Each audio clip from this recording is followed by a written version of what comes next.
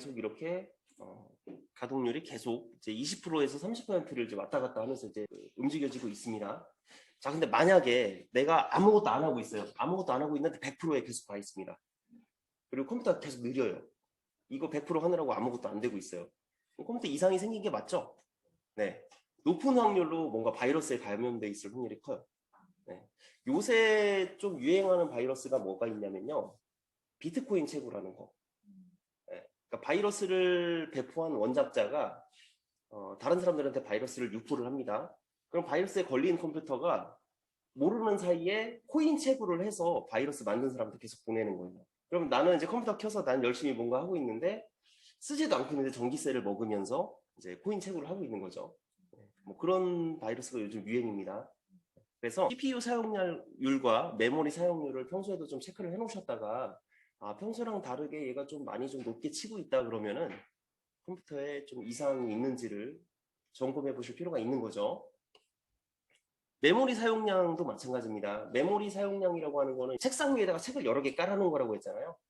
내가 지금 현재 실행하고 있는 프로그램이 별로 없고 평소에 1기가 내외만 사용을 하고 있었는데 이게 이제 갑자기 이제 좀 많이 용량이 올라가고 있다 그러면 원치 않는 프로그램이 가동되고 있을 확률이 좀 있는 겁니다. 그래서 컴퓨터를 점검할 때 제일 먼저 열어보는 자리가 여기인 것 같아요.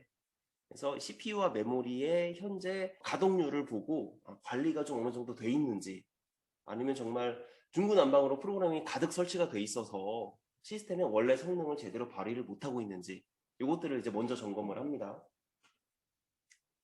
자, 디스크는 이제 현재 C 드라이브 하드디스크에다가 데이터를 쓰고 있을 때 요 사용량이 올라가는 거거든요.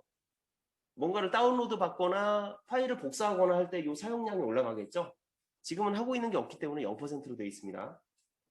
이더넷이라고 되어 있는 부분이 바로 네트워크 어댑터입니다. 인터넷 사용량이라고 보시면 되겠어요. 지금 온라인으로 영상을 계속 내보내고 있고 또 채팅창 여러분들 얼굴 영상도 제가 지금 계속 받고 있는 중이거든요. 그래서 업로드 다운로드가 지금 계속 두 개의 수치가 왔다 갔다 이제 움직여지고 있습니다.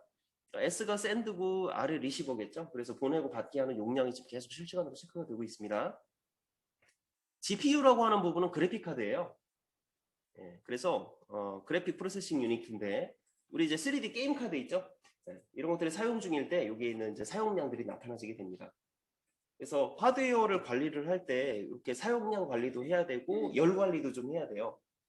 열이 너무 많이 나서 온도가 너무 올라가서 온도가 너무 올라가면 이 안에 제한을 하는 기능이 있습니다. 리미터라고 하는데 우리 스마트폰을 기준으로 좀 설명을 드려볼게요. 스마트폰 오래 쓰시면 뜨거워지죠. 자, 그러면 스마트폰에 바람 불어서 식혀줄 수 있는 팬 같은 것들이 있나요? 없잖아요. 네, 스마트폰에는 그게 없습니다. 어떻게 식혀주냐면 케이스 쪽을 통해서 열을 배출을 해야 돼요. 그래서 스마트폰 케이스가 알루미늄으로 되어 있는 경우가 많습니다. 근데 이제 최신 하드웨어들은 열이 조금 나게 설계가 되어 있기 때문에 그 APU라고 하죠. APU 자체에 열이 좀 조금 나게 설계가 되어 있기 때문에 좀 작업을 많이 해도 열이 좀 덜 나는 편인데 그래도 어쨌든 게임 같은 걸 하면은 뜨끈뜨끈해집니다. 자, 그런데 스마트폰을 이제 우리가 케이스로 감싸죠. 두꺼운 고무 케이스 같은 걸로 감싸놓게 되면 열이 배출이 잘 안 되겠죠. 자, 그러면 이제 온도가 계속 올라갑니다. 온도가 어디까지 올라가냐면 중심 부분은 막 200도까지 올라가기도 해요. 케이스 온도 기준으로 봤을 때 60도, 70도까지 이제 올라가지게 되면 사용자가 다칠 수도 있는 거잖아요. 자, 그리고 하드웨어도 손상될 수 있습니다. 그래서 작업량을 줄여요. 멈춘다는 얘기예요. 핸드폰이 차가워질 수 있으면 100%로 계속 CPU가 가동을 하는데 너무 뜨거워지면 얘가 사용량을 제한을 합니다. 다시 얘기하면 뜨거워지면 어느 정도 임계치에 다다르면 성능을 스스로 낮춤으로써 보호하는 거예요. 그래서 여러분들이 최적의 성능으로 계속 쓰고 싶으시면 어느 정도 케이스를 좀 벗겨서 좀 식혀주시고 냄비 같은 거에다 대놓으면은 열 배출할 수 있는 면적이 넓어지는 거거든요. 다른 이제 구리로 되어 있는 양은 냄비 같은 거 있죠. 거기다 대면 이제 열 전도가 빨라지게 그쪽으로 퍼지거든요. 그렇게 해서 빨리 식힐 수가 있습니다.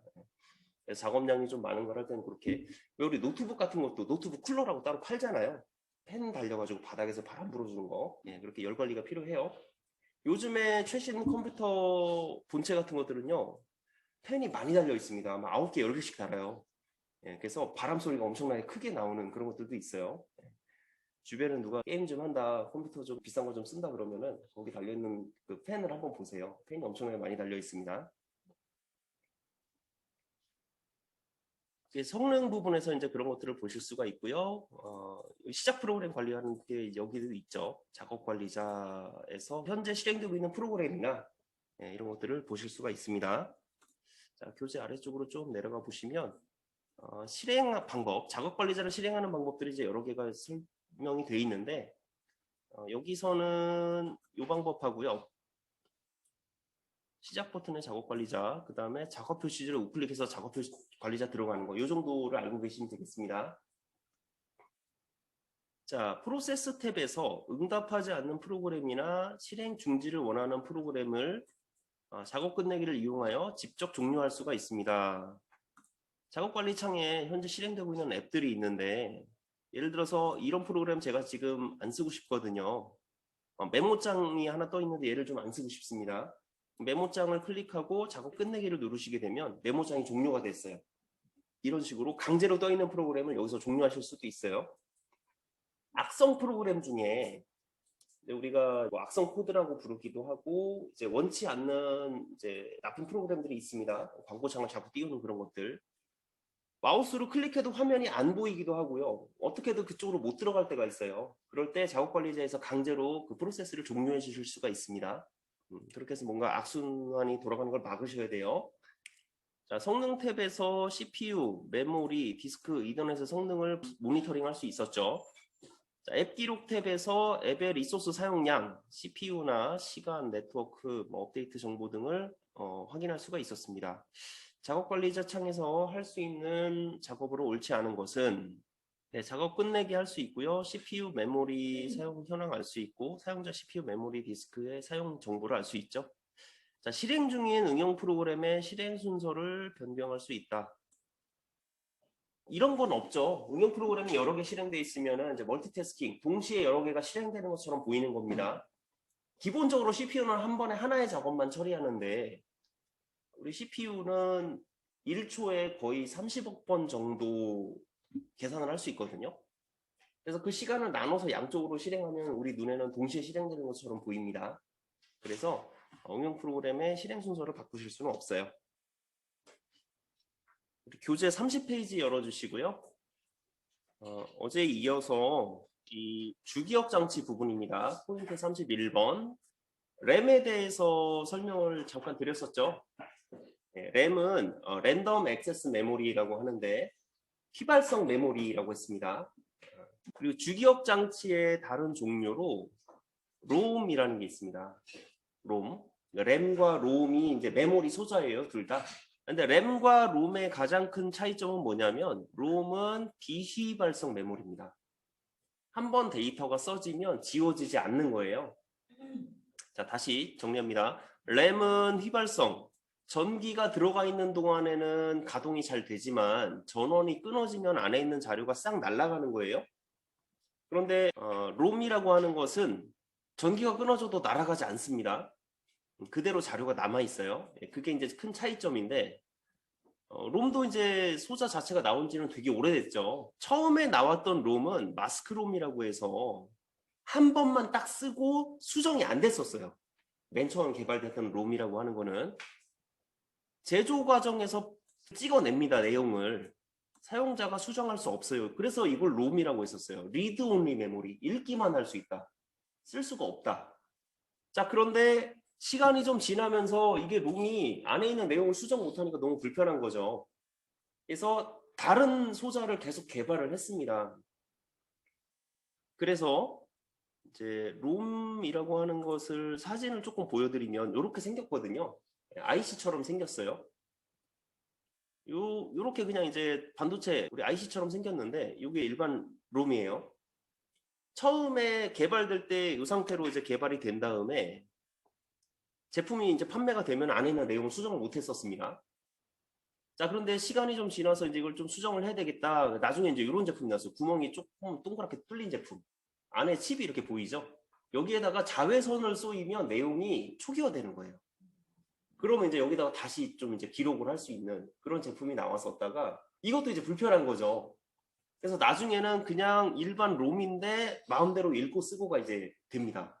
자, 그 발전 순서를 좀 보면 P롬, 롬라이터를 이용하여 한 번만 데이터를 기록할 수 있는 것. EP롬, 이레이저블 롬이에요.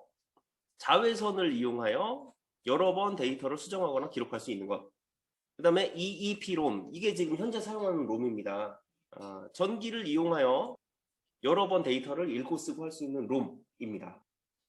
자, 그리고 이게 더 발전이 돼서 어떻게 되냐면요. USB 메모리가 된 거예요.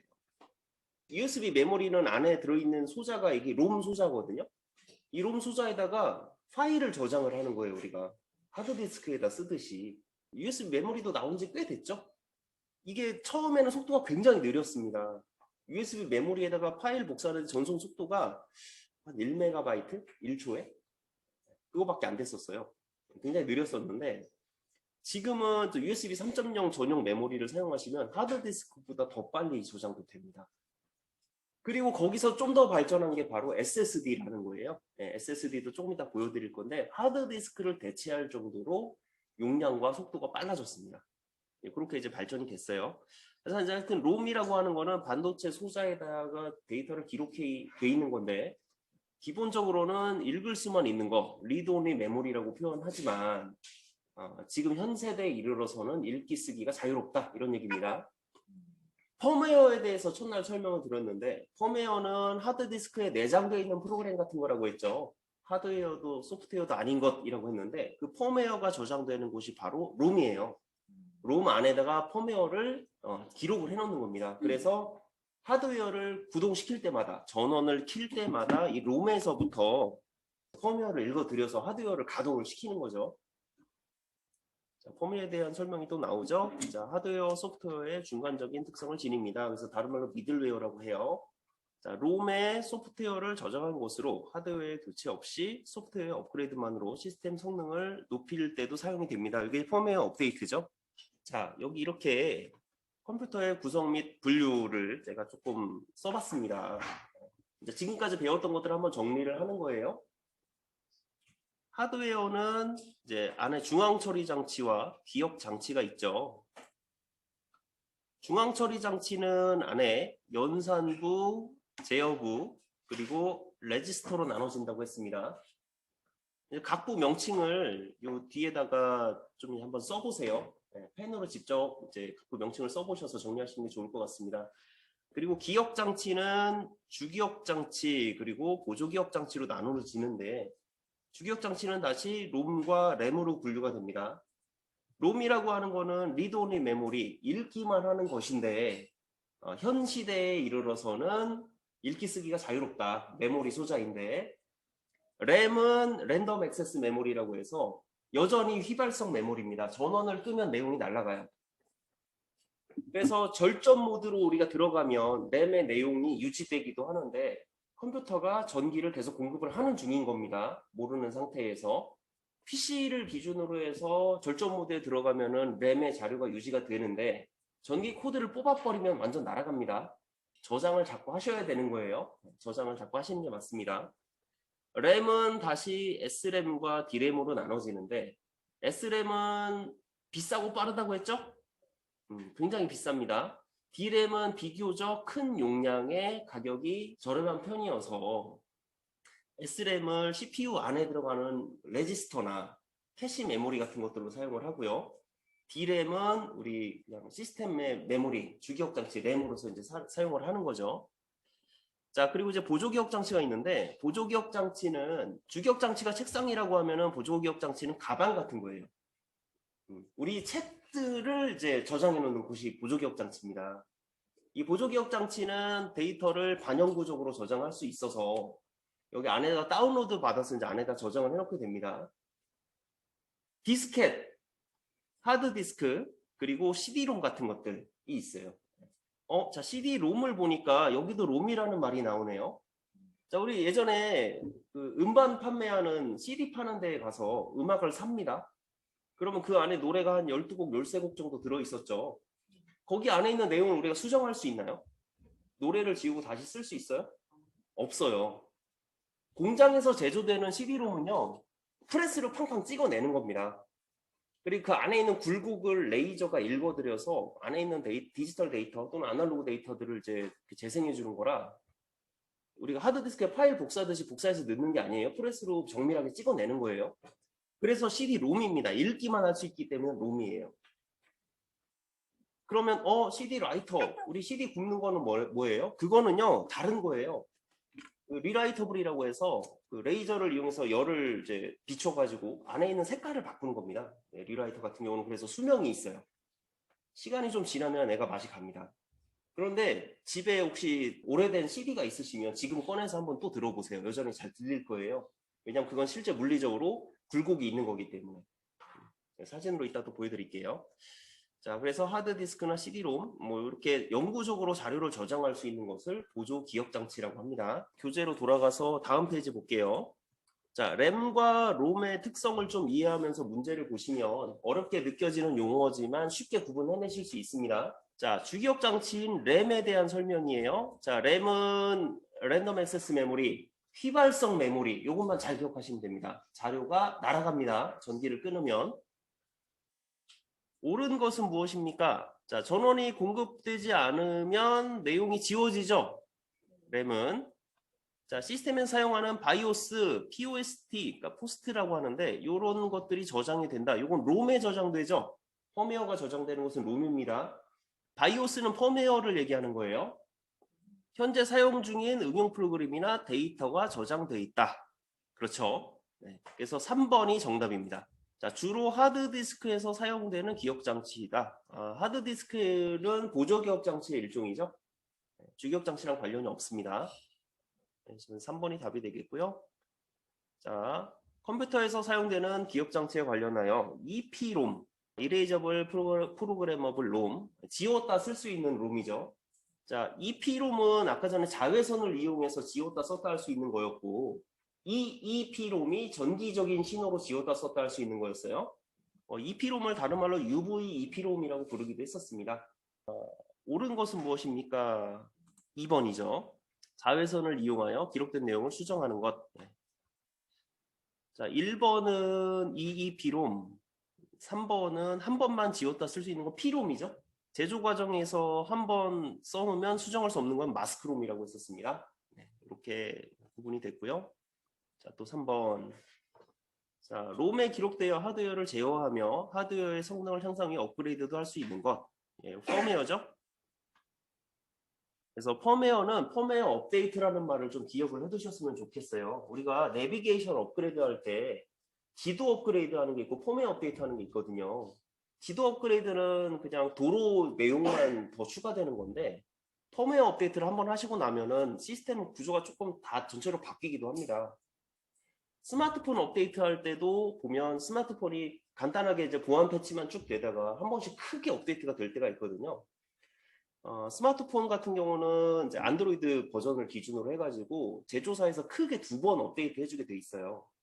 예를 들어서 제가 안드로이드 버전 뭐 12를 쓰고 있어요. 그러면은 제조사에서는 12, 13까지는 이렇게 업데이트를 2번을 크게 해줍니다. 그렇게 하고 나면 이제 내용이 많이 바뀌죠. 메뉴 위치도 좀 많이 바뀌고 안에 있는 그 기능들도 많이 이제 업데이트가 됩니다. 그래서 포메이트를 업데이트함으로써 성능을 향상시킬 수 있다고 설명을 하고 있는 거예요. 자, 이제 보조기억장치 부분을 보겠습니다. 보조기억장치는 가방 같은 거라고 설명을 드렸고 우리 데이터를 저장하는 곳, 다운로드 받은 영화가 저장되는 곳입니다. 하드디스크, CD롬처럼 보조기억 장치는 종류가 너무나 많죠. USB 메모리도 보조기억 장치고요. 디스켓도 보조기억 장치입니다. 자, 주기억 장치의 한정된 기억 용량을 보조하는 거고 전원이 차단되어도 기억된 내용이 유지된다. 비휘발성, 반영구적, 이런 게 특징이죠. 반영구적이라는 게 무슨 말이냐면요. 파손되지 않는 한 계속 저장되어 있다 이런 얘기예요. 자, 근데 이거는 또 생각을 조금 해봐야 돼요. 여러분들이 실제로 컴퓨터를 사용하면서 영원히 데이터를 저장해낼 수 있는 게 미디어가 좀 있을까 좀 생각해보면 100년 후에까지 남아있을 만한 게 뭐가 있을까? 별로 없거든요. 서랍 속에 있는 오래된 CD를 한번 생각해보세요. 예. 꺼내서 오랜만에 구동을 시켜보시면 반절 정도는 안 읽혀질 거예요. 무슨 얘기냐면 아까 전에 말씀드렸던 CD-롬 같은 경우는 제조사, 그러니까 공장에서 프레스로 찍어낸 거는 좀 오래 갑니다. 오래 가요. 그런데 많이 사용하다 보면 기스가 좀 나죠. 그럼 이제 그런 걸 이제 데이터가 한참 되면 이제 튀거나 안 읽혀지는 게 이제 나올 수가 있고, 그 다음에 롬 라이터기, 우리 지금은 요즘은 또 컴퓨터들에 CD-롬 드라이브가 안 달려 나오는 게 많잖아요.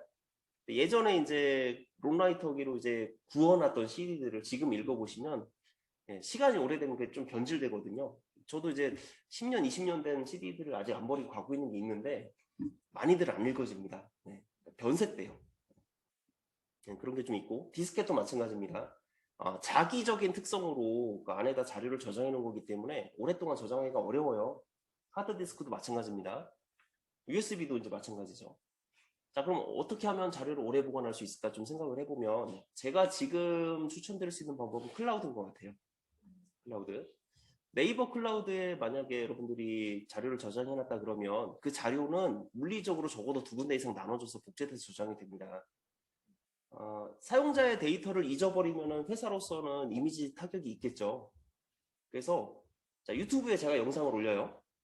이 영상이 정말 가치가 없는 쓸모없는 영상이라고 하더라도 회사 입장에서는 이걸 좀 오랫동안 갖고 있어야 되는 의무가 있는 거거든요. 그래서 구글의 입장에서는 정말 가치 없는 영상들을 위해서 어마어마하게 많은 양의 저장 공간을 지금 계속 확보를 해야 되는 상황입니다. 매년 데이터가 2배씩 늘어난대요. 매년. 그러니까 지금까지 만약에 우리가 이제 뭐 예를 들면 뭐 20페타바이트 용량이 있었다 그러면은 내년에는 40페타바이트 용량이 필요한 거예요. 그래서 디스커버리를 계속 집어넣고 건물을 계속 지어야 됩니다. 하드디스크를 유지하기 위해서. 그리고 한 군데만 저장해 놓을 수도 없어요. 적어도 2군데 이상 복사를 해놔야 됩니다. 왜냐하면 시설이 파괴될 수 있거든요. 그런 것 때문에 데이터 센터를 유지하는데 굉장히 많은 자원이 소모가 되고 있죠. 그 세종시에도 네이버 데이터 센터가 생긴다고 해서 기대들을 좀 많이 하고 있죠. 그게 뭐냐면요. 거대한 하드디스크가 들어있는 건물입니다. 가득 하드디스크가 들어가는 거예요. 자, 그래서 그 대용량으로 구성을 하는데 단위당 가격이 비교적 저렴합니다. 하드디스크의 비용이. 자, 제가 인터넷 사이트에 이렇게 인터넷으로 컴퓨터 부품을 구매할 수 있는 사이트를 좀 잠깐 보여드릴 거예요. 여기에서 용량에 대한 부분을 조금 보겠습니다. 자, 컴퓨터 부품을 인터넷으로 사시면 좀 저렴하게 구매하실 수가 있죠. 자, 여기에서 컴퓨터 부품 메뉴 중에 메모리 부품을 좀 보여드릴게요. 단가가 얼마나 되는지 좀 보겠습니다. 자, 지금 제일 많이 팔리는 제품이 삼성전자의 DDR4 8GB 램이거든요. 예, 여기 뒤에 있는 규격은 이제 속도 규격입니다. PC4라고 하는 건 DDR4 규격이라는 뜻이고요. 21300은 이제 동작 속도예요. 클럭 속도라고 합니다. 8GB가 메모리 칩이 단가로 49,000원이에요. 하드디스크의 가격을 좀 보면 지금 하드디스크가 제일 잘 팔리는 제품이 이런 제품입니다. 시게이트의 바라쿠다라고 하는 건데 하드디스크 2TB가 가격이 66,000원이에요. 그럼 기가바이트랑 2TB랑 지금 개념이 좀 없잖아요. 네, 요거에 대해서 좀 잘 아셔야 됩니다. 자,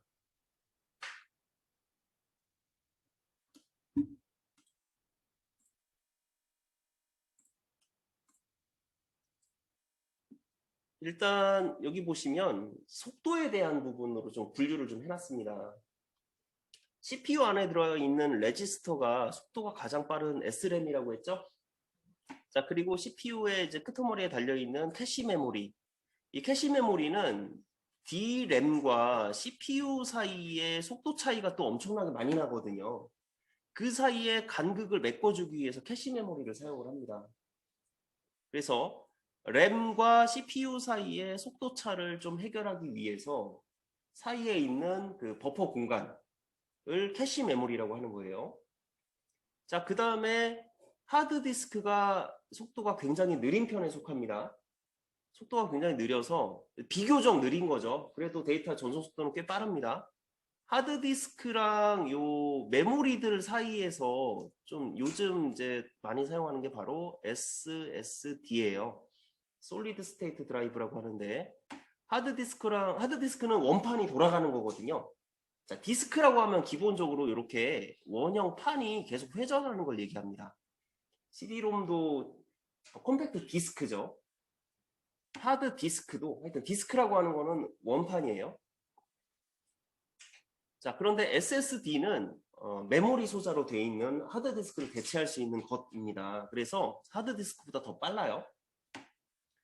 자, 집디스크 예전에 나왔다가 지금 사라졌죠? CD롬, 플로피 디스크, 자기 테이프 이런 것들이 뒤로 갈수록 점점점 느려집니다. 그래서 전송 속도에 대한 얘기고,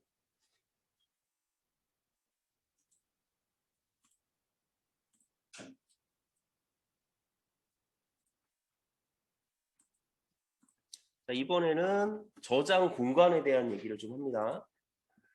용량이라고 하는 거 있죠? 자, 비트가 뭐예요? 비트. 0과 2를 저장할 수 있는 게 1비트였죠. 자, 비트가 8개 모이면 문자 하나를 표현할 수 있다고 했었죠. 문자 하나를 표현하는 거를 바이트라고 한다고 했습니다. 바이트는 8비트예요. 문자 한 개가 1바이트라고 생각하면 됩니다. 자, 그럼 100바이트 하면 문자가 몇 개예요? 100바이트 하면 문자가 100개입니다. A라는 글자가 100개가 있으면 100바이트가 되는 거예요. 자, 우리가 무게 단위 중에 그램이라는 단위가 있죠. 1000g이면은 1kg 이렇게 표현하잖아요. 바이트도 1000개가 있으면 1kB 이렇게 표현할 수 있습니다. 자, 그런데 2의 10제곱. 자, 우리가 이제 8421 코드를 했었어요. 1, 2, 4, 8, 그 다음에 16, 32, 64, 128, 256, 512. 자, 또 이걸 두 개 곱하면 1024가 되는데 여기가 바로 2의 10제곱이 되는 자리입니다. 자, 우리는 이 진수로 계산을 하니까 1000g이 1kB인 것처럼 1000바이트가 1kB가 아니라 1024바이트가 있으면 이것을 1kB라고 부르는 거예요. 그래서 바이트가 1024개가 있으면은 킬로바이트라고 하게 되고요. 이 킬로바이트가 또 1024개가 있으면 메가바이트라고 부릅니다. 메가바이트면은 이제 대략 0이 6개 있는 거예요. 100만입니다. 그리고 이게 또 1024개가 있으면은 2의 30제곱인데 기가바이트가 되는 겁니다. 그러면 메가바이트와 기가바이트의 이제 용량은 1000배 정도 차이가 나는 거죠. 그 다음에 또 기가바이트가 1000개 있으면 테라바이트가 되는 거예요. 1024개가 있으면. 그 다음 용량 단위가 페타바이트, 엑사바이트, 그 다음 요타바이트 이렇게 나갑니다. 그래서 페타바이트 정도 되면은 엄청나게 큰 용량이라 지금 우리가 이제 좀 가늠하기 어려울 정도로 크거든요. 용량의 단위를 순서대로 좀 기억을 하실 필요가 있습니다. 단골 문제. 1GB의 용량이 얼만큼입니까? 그러면은 1024 곱하기 1024 곱하기 1024 바이트입니다. 이렇게 이제 고르게 돼 있어요. 몇 번 곱해주는지. 1GB가 요만큼인 거죠. 그래서 바이트, 킬로바이트, 메가바이트, 기가바이트, 테라바이트 이렇게 올라갑니다. 테라까지만 아시면 돼요. 자, 그러면 이쪽 사이트로 돌아와서 여기서 2테라바이트라고 나왔죠. 그럼 기가바이트는 몇 기가바이트예요? 2000기가바이트. 네, 2000기가바이트가 되는 겁니다. 아까 램이 8기가였죠? 용량의 배수로 따졌을 때 이제 그러니까 한 1000배 넘어가는 거예요. 그죠? 네, 그렇게 됩니다. 그런데 가격이 지금 66,000원이잖아요. 네, 아까 전에 거는 이제 4만 원이었으니까 용량별로 메모리가 용량 대비 단가로는 훨씬 비싸구나. 하드디스크가 용량 대비 훨씬 싸구나. 이렇게 알 수가 있는 거죠.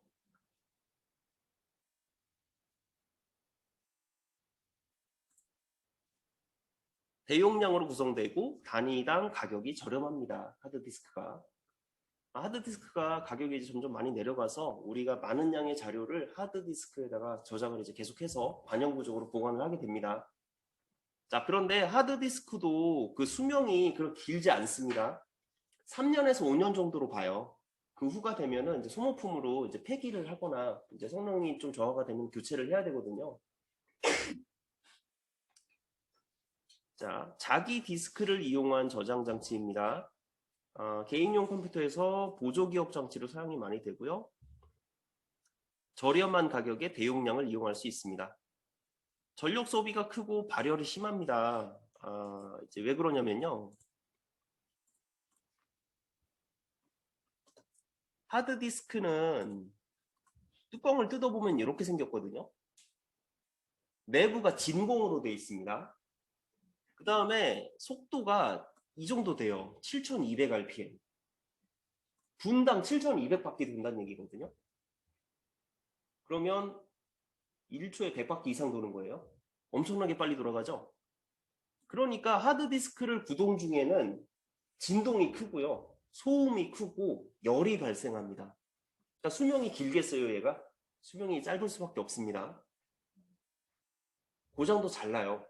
좁은 공간에 엄청나게 많은 양의 데이터를 때려 넣어야 되거든요. 고장도 잘 납니다. 그래서 10년 전 기준으로 컴퓨터 좀 느려졌어요. 그러면은 거의 100% 확률로 하드디스크가 수명이 다한 경우. 네.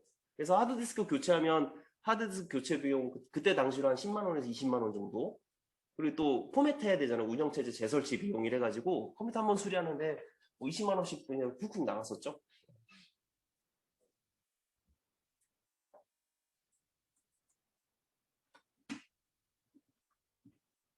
자, 데이터 센터 사진을 한번 더 보여드리는데, 자, 이렇게 생긴 서버 룸들이 있어요. 여기 안에 보면 이제 장비들이 가득 앉혀져 있고 안에 케이블들이 막 연결이 돼 있는데 이 안에 하드디스크가 가득 차 있습니다.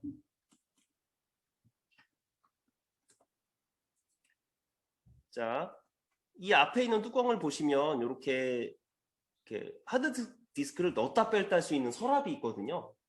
서버 가동을 중간에 끄지 않고 켜져 있는 상태에서 디스크를 핫스왑하는 거예요. 핫스왑 기억나시나요? 전원이 켜져 있는 상태에서 부품을 교체할 수 있다고 했죠? 바로 이 하드디스크를 교체하는 겁니다. 네. 그러니까 요 서버 엔지니어가 여기서 쭉 보고 있다가 이제 가동이 중지되는 하드디스크가 나오면 경고가 뜰 거잖아요.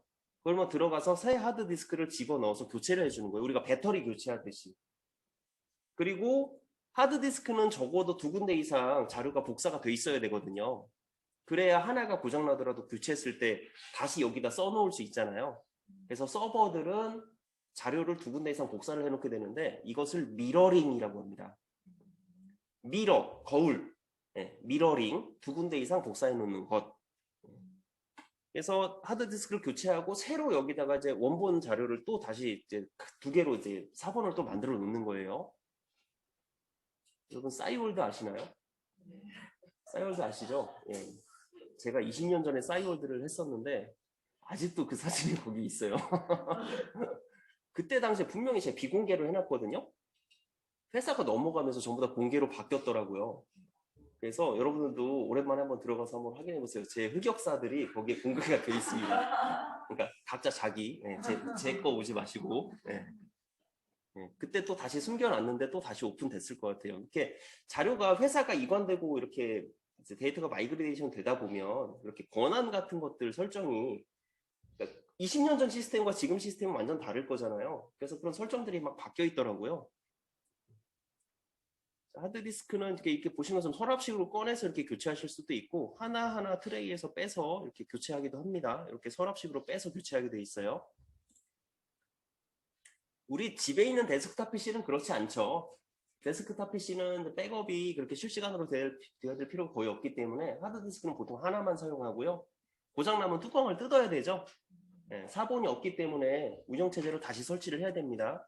그게 포맷 비용이고 컴퓨터 수리 비용이 되는데 윈도우를 새로 설치하는 것도 그렇게 어렵진 않습니다.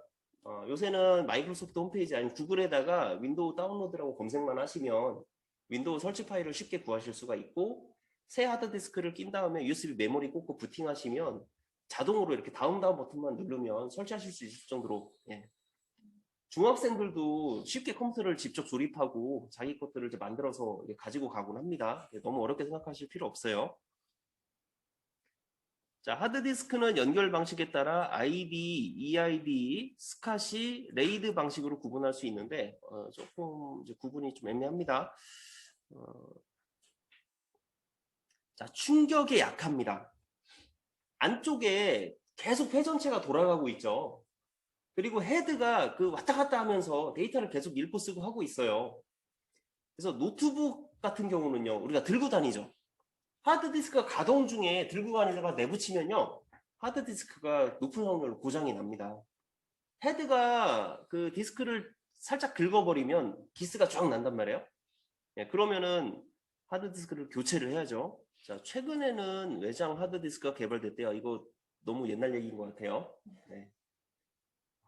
자, 컴퓨터 이론 공부가 이렇습니다. 제가 20년 전에 봤던 교재하고 지금하고 별로 다르지 않아요. 네, 너무 예전 시스템을 기준으로 설명하고 있어요.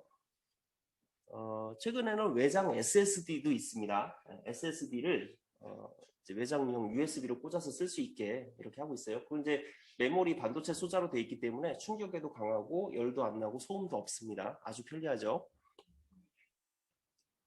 자, 하드디스크에 파티션이라는 개념이 있는데, 자, 파티션은 우리 사무실의 파티션이 뭐예요? 공간 나눌 때 쓰는 칸막이 같은 거죠. 하드디스크 안에도 파티션을 설정하실 수가 있는데 큰 하드디스크를 여러 개로 쪼개는 겁니다. 물리적인 디스크는 하나만 있는데 이것을 논리적인 디스크 2개, 3개, 그래서 C 드라이브, D 드라이브, E 드라이브 이런 식으로 나눠서 쓸 수 있게 하는 것, 이게 파티션입니다. 안에 구조를 분할하는 것. 자, 파티션을 작업을 하고 나면 포맷을 하여야 쓸 수 있습니다. 논리적으로 나눈 파티션 영역에는 각각 다른 운영체제를 설치할 수가 있는데요. 윈도우를 하드디스크 하나에 여러 개 설치하는 게 가능하다는 얘기예요. 여러분들 혹시 그 은행 프로그램 가면 프로그램 설치 막 4개씩 하라고 시키죠. 그리고 기업은행 갔다 농협 갔다가 하나은행 가면은 전부 다 각각 다른 프로그램을 설치하게 시키잖아요. 저는 그 프로그램들을 아주 싫어합니다. 그 프로그램들이요. 컴퓨터를 아주 느리게 만들어요. 네, 메모리도 많이 잡아먹으면서 상주도 하고 있는 데다가 보안 능력도 없으면서 그 정부에서 만든 규제를 피해 가려고 억지로 지금 깔고 있는 거거든요. 그래서 저는 우리 그 회사 안에서 은행 업무 보는 프로그램은 가능하면 한 대만 정해서 거기서만 하게 하고 있어요. 다른 컴퓨터들은 그 프로그램이 안 깔렸으면 해서요. 저희 집에 있는 컴퓨터가 있습니다. 이제 저는 이제 그 프로그램을 싫어하기 때문에 아예 은행 사이트를 접속을 안 하거든요. 정부24 민원 사이트 이런 것도 마찬가지예요. 그래서 어떻게 했냐면 하드디스크가 하나잖아요. 파티션을 나눕니다. 2개인 것처럼. 그래서 첫 번째 파티션에는 저희 식구가 쓸 수 있게 거기는 이제 막 이것저것 깔아요. 은행 프로그램도 깔고 백신 프로그램도 깔고 뭐 많이 깔려 있습니다. 컴퓨터 약간 느리죠. 그리고 두 번째 파티션에는 이제 제가 쓰는 파티션이에요. 윈도우가 2개 깔려 있습니다. 두 번째 걸로 부팅하면은 거기선 정말 아무것도 안 깔려 있어요. 완전 클린하게. 제 거는 CPU 사용도 0이고요. 메모리 사용량도 이제 700MB밖에 안 돼요. 거기서 게임을 하면 아주 쾌적하게 할 수가 있죠. 네. 그래서 왜 모르겠어요. 그 저희 부모님 세대들은 어릴 때 농사를 지어서 그 노후에 이렇게 시골로 가서 농사 짓고 살고 싶다, 아니면 뭐 정원 가꾸면 살고 싶다 이런 꿈을 갖고 있잖아요. 전원주택에서. 저는 그런 로망이 아예 없거든요. 네, 저는 아마 그 노후에 게임기가 가득한 방에서 네, 텔레비전을 아주 커다란 걸 놓고 게임을 하면서 늙어가지 않을까 뭐 이런 생각을 합니다. 네. 각자 좋아하는 게 있는 거죠. 네. 네. 모르겠어요. 근데 전 나이 더 들어도 뭐 흙만 지고 싶진 않아요. 네. 자, 하드디스크 연결 방식. 자, 요거는 이제 시험 문제가 이렇게 나와서 이렇게 설명을 드리는데 사진으로 조금 구분해서 보여드릴게요. ID 방식이 예전에 사용하던 방식입니다. 병렬 케이블을 이용해서 연결하는 방식이고요. 얘가 약간 발전한 게 인핸스드 ID라고 해서 발전형 ID입니다. 사진을 조금 보여드리면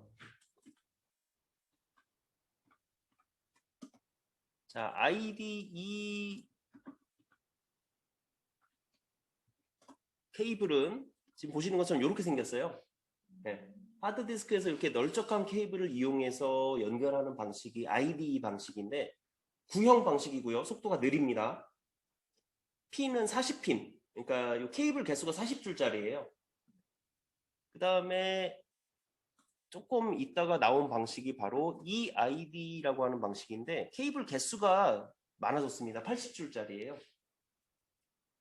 그리고 지금 사용하는 방식은 시리얼 ATA라고 하는 이런 방식입니다. 빨간색 얇은 케이블로 바뀌었어요. 그래서 현재 하드디스크는 이런 모양으로 생긴 케이블로 연결이 된다는 얘기입니다. 자, 요거 두 가지는 그냥 이름만 봐두세요. 스카시하고 레이드는요, 주로 서버에서 사용하는 방식입니다. 요거는 줄여서 스카시라고 부르고요. 요거는 레이드라고 합니다. 아까 전에 미러링 한다고 제가 말씀드렸죠. 네, 데이터를 저장할 때 두세 개의 하드디스크에 동시에 저장하는 거를 미러링이라고 하는데 레이드 방식 중에 하나예요. 레이드를 하면은 하드디스크 여러 개에 동시에 데이터를 쓰는 것들을 이야기합니다.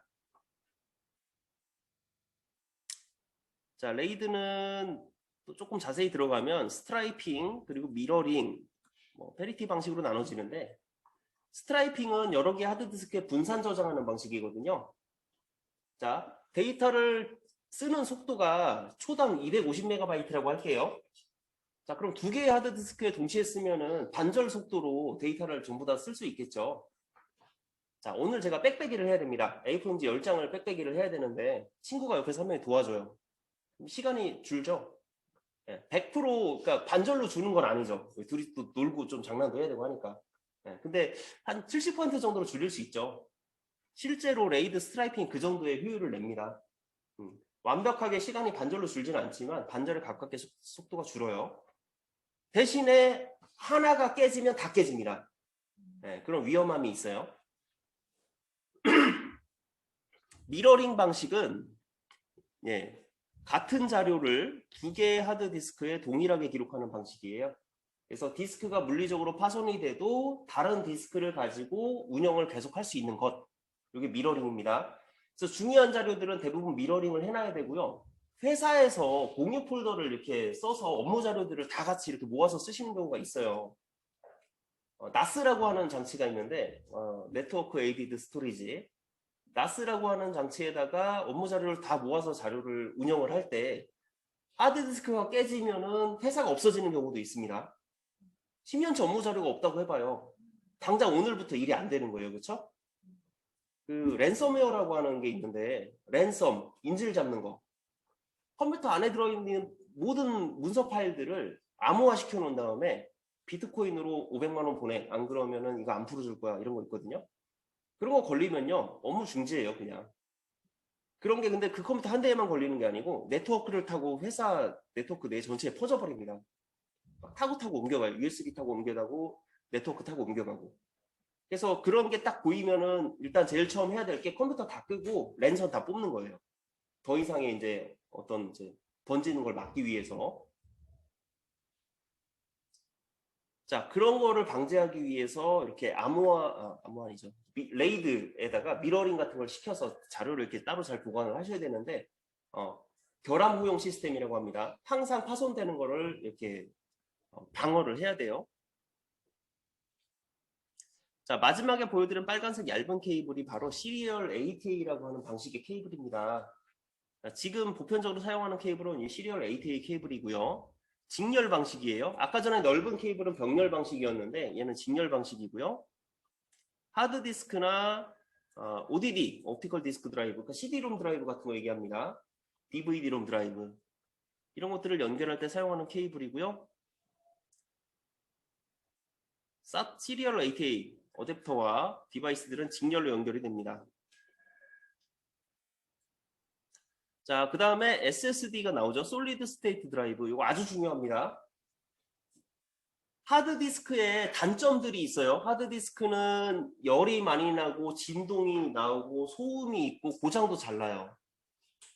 그래서 하드디스크를 대체할 무소음, 저전력, 소형화, 경량화, 고효율에다가 충격에도 강하고 뭐 하여튼 다 좋아요. 대신 가격이 약간 비쌉니다. 지금은 정말 많이 싸졌는데 처음 나왔을 땐 진짜 비쌌어요. 네. 한 32GB가 20만 원씩 했었거든요. 네. 자, 가격을 또 잠깐 보여드리면 SSD가 지금 잘 팔리는 것들이 이거 볼까요? 49,500원짜리 용량이 250GB입니다. 아까 하드디스크가 2TB 그러니까 2000GB짜리가 66,000원 정도 했었는데 250GB면은 자 250GB가 4개 있으면 몇 기가예요? 1000기가죠? 1테라죠?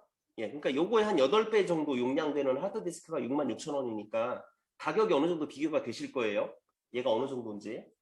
자, 그런데 우리가 윈도우즈를 설치하는데 필요한 공간이 한 10기가 정도 돼요. 업데이트 다 했을 때 기준으로. 나머지 240기가에다가 여러분들 뭐 인터넷하고 영화 다운받고 충분하거든요. 게임 몇 개 깔면 이제 용량이 좀 없긴 한데 그래도 아껴서 쓰면 그냥 쓸만 하거든요. 그래서 요 정도면은 하드디스크 대신에 SSD 쓸만하다. 그리고 영화를 좀 많이 다운로드 받아서 갖고 있는 사람이라고 하면은 하드디스크를 하나 더 다는 거예요. 그러니까 윈도우는 SSD에다 깔아서 속도를 빠르게 운영을 하고 속도가 비교적 느린 하드디스크를 하나 더 달아서 거기다 영화를 저장하신다고 하면은 뭐 쾌적하게 PC를 이제 쓰실 수 있죠. 여유 있게. 이런 형태가 있고요. 자, 이런 형태의 요 옆에 회색 부분, 네모난 부분이 바로 아까 얘기했던 시리얼 ATA, SATA 케이블이 연결되는 부분입니다. 단자 모양을 좀 보여드리면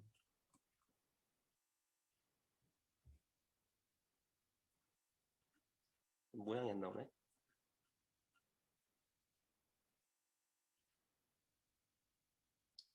예, 뭐 이렇게 작고요. 크기가 가볍습니다. 단자 모양이 안 보이네요. 예, 여기가 이제 SATA 케이블이 연결되는 부분인데 이런 형태의 제품은 전송 속도가 읽기 속도 550MB, 쓰기 속도 252MB예요. 이게 초당 쓰기 읽기 속도입니다. 1초에. 자, 그런데 하드디스크의 읽기 쓰기 속도를 보면 지금 현재 판매하는 좋은 제품인데도 불구하고 최대 220MB 속도가 반밖에 안 되는 거예요. 하드디스크가. 자, 그 다음에 SSD 중에 진짜로 이렇게 메모리 형태로 되어 있는 제품도 팔거든요. 이런 제품도 팔아요. 이걸 메인보드에다 직접 꽂는 형태의 SSD인데 케이블로 연결하는 게 아니고요.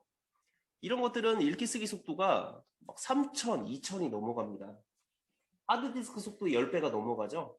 이 제품 같은 경우는 가격이 좀 비싼 걸 제가 이제 보여드렸는데 가격이 좀 싼 것도 있어요. 7만 원짜리. 얘도 지금 속도가 2000에서 3000 사이를 왔다 갔다 합니다. 그래서 지금 구매하시면 비슷한 가격이면은 이렇게 메모리 칩 형태로 되어 있는 SSD를 구매하시면 윈도우를 깔아서 직접 프로그램을 돌려봤을 때 속도가 하드디스크에 비해서 어쩌면 10배 이상. 윈도우 부팅할 때도 그러니까 금방 켜지는 거예요. 부팅할 때 2분 걸릴 게 이걸로 하면 이제 20초, 10초 만에 켜지기도 합니다. 정말 빨라요. 이런 메모리 소자들이 우리 스마트폰에 들어있는 거예요. 그래서 스마트폰에 안에 하드디스크가 있는 게 아니잖아요. 근데 저장 공간이 핸드폰 판매할 때 보면 요새 막 뭐 갤럭시 같은 거는 갤럭시 S21 사양 같은 걸 보면요.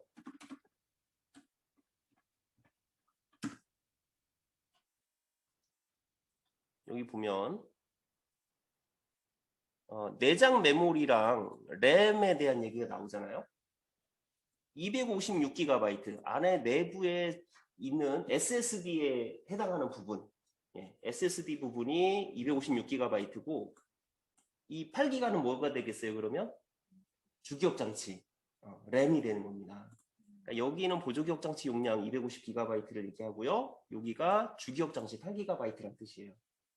그래서 스마트폰도 컴퓨터랑 똑같구나 이런 얘기입니다. 자, 이렇게 해서 일단 보조기억 장치까지 하드디스크 SSD까지만 일단 해서 좀 마무리를 짓고요.